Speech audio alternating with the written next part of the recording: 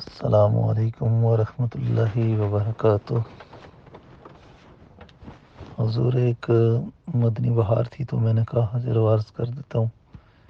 ایک اسلامی بھائی وہ رات کو جو ہے نا سن رہے تھے یہ درس، آج کا جو شرح بخاری شریف کی حدیث، تو جہاں پر بہت توجہ کے ساتھ سنا جا رہا تھا یہ حدیث کے بارے میں، تو میرے آقا صلی اللہ علیہ وسلم کی محبت ہمارے ایمان کا حصہ ہے، تو اسی پر بہت آپ توجہ فرما رہے تھے اور اس ساتھ آپ شعر بھی پڑھ رہے تھے، تو اس وقت جو ہے کافی توجہ کے ساتھ سنا، تو اس میں کیفیت بھی ہوتی ہے کہ اللہ تعالیٰ میں ایسی محبت عطا کرے۔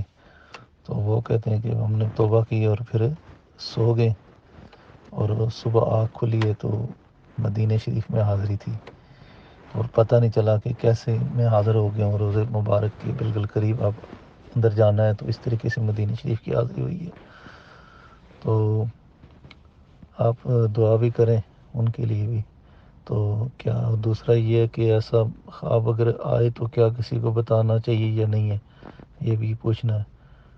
تو اللہ تعالیٰ ہمیں اپنے آقا مولا صلی اللہ علیہ وسلم سے محبت اپنے ماں باپ اولاد ہر چیز سے بڑھ کر ہونی چاہیے۔